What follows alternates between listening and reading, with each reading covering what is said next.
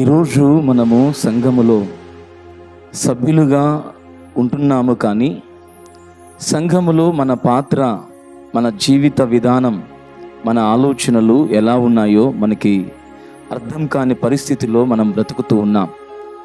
మనము సంఘానికి, సేవకునికి, దేవునికి ఏ రకముగానో ప్రయోజనకరముగా, మేలుకరముగా ఉండలేకపోతున్నాం.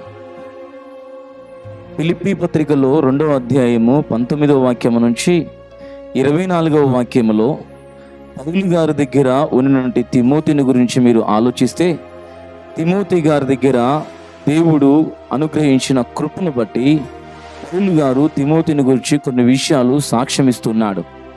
ఈరోజు నిన్ను గురించి నీ సంఘములో నీ సేవకుడు సాక్ష్యం ఇచ్చే విధముగా నీ జీవితము ఉండాలి. నిన్ను గూర్చి నీ దేవుని యొక్క వాక్యము సాక్ష్యం ఇచ్చే విధముగా నీ యొక్క మాటలు ఉండాలి.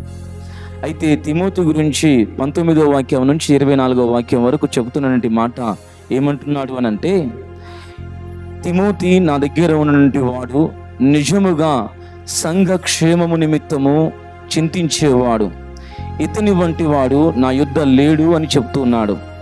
ఈరోజు తిమోతి సంఘము యొక్క క్షేమము నిమిత్తమై ప్రతిరోజు చింతించేవాడిగా, దుఃఖించేవాడిగా, ఆలోచించేవాడిగా, సంఘ క్షేమాభివృద్ధి నిమిత్తమై పాటుపడేవాడిగా పౌలుకి కనిపించాడు. నీవు సంఘము యొక్క క్షేమము నిమిత్తమై నీవు సంఘములో నీ పాత్రను విజయవంతంగా జరిగిస్తున్నావో లేదో ఒకసారి ఆలోచించాలి. అంత మాత్రమే కాదు, తిమోతిని గురించి పౌలు గారు తెలియపరుస్తూ ఉన్నాడు. తిమోతి తన యొక్క సొంత కార్యములను కాక దేవుని కార్యములను గురించి ఆలోచించే వ్యక్తి అని పౌలు గారు తెలియపరుస్తూ ఉన్నాడు. ఈరోజు తన యొక్క కుటుంబమును గురించి, తనకున్న పరిస్థితులను గురించి, తనకున్నటువంటి ఒడిదుడుకులను గురించి, తనకున్న ఆటంకములను గురించి, తనకున్నటువంటి ఇబ్బందులను గురించి ఆలోచించనేవాడు తిమోతి. కానీ తిమోతి దేని గురించి ఆలోచిస్తున్నాడు? తన సొంత కార్యముల కంటే నేను మందిరానికి వెళుతున్నాను, వాక్యము చదువుతున్నాను, వాక్యము వింటున్నాను, వాక్యానుసారముగా జీవించాలి గనుక నేను కేవలము దేవుని కార్యములను గురించే ఆలోచించాలని నిశ్చయత కలిగిన వాడు తిమోతి అని పౌలు గారు తెలియపరుస్తూ ఉంటున్నాడు. ఈరోజు నీవు కూడా ఒక సంఘంలో సభ్యునిగానో సేవకునిగానో జీవిస్తూ ఉన్నావు. మరి ఈరోజు నువ్వు నీ సొంత కార్యములను కాక దేవుని కార్యములను గురించి ఆలోచించే వ్యక్తివిగా ఉండాలని ఈరోజు ఈ లేఖన భాగము ద్వారా తెలియపరుస్తున్నటువంటి మాటలు.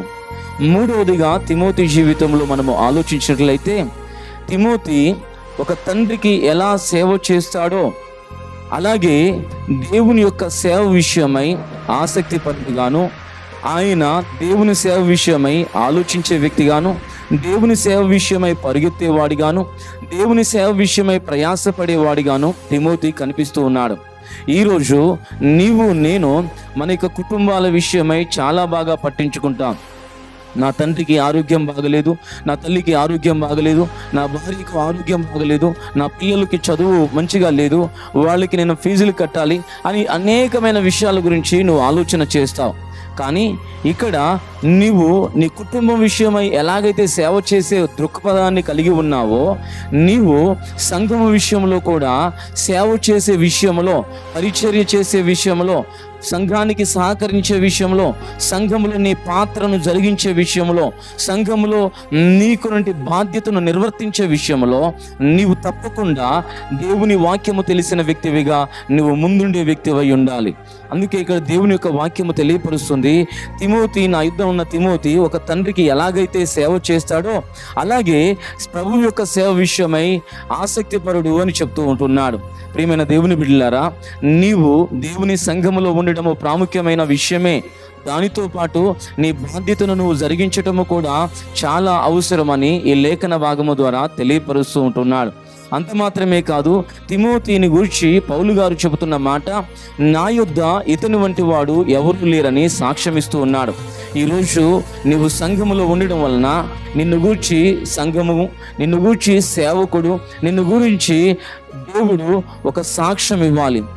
నా సంఘములో లేదంటే మా మధ్యలో ఇటువంటి వారు ఎవరూ లేరని చెప్పగలిగినటువంటి పరిస్థితిని మనము కలిగి ఉండాలి. చూడండి, ఈరోజు ఎవరైతే ఈ మాటలు వింటున్నారో, ఎవరైతే సంఘములో ఉన్నారో, ఎవరైతే సంఘములో మీ యొక్క పాత్రను జరిగించే ప్రయత్నం చేస్తున్నారో, మీ పాత్రలో మీరు నమ్మకముగా ఉండండి. మీ పాత్రలో మీరు సంఘం యొక్క క్షేమాభివృద్ధి నిమిత్తమై చింతించే వారిగా ఉండండి. మీరు మీ సంఘం విషయంలో మీ సొంత కార్యములను గూర్చి మాత్రమే కాక దేవుని కార్యములను గూర్చి ఆలోచించండి. మీరు మీ జీవితంలో మీ యొక్క కుటుంబ విషయమై ఎలాగో సేవ చేయుచున్నారో, దేవుని సేవ విషయమై అలా ఆలోచించండి.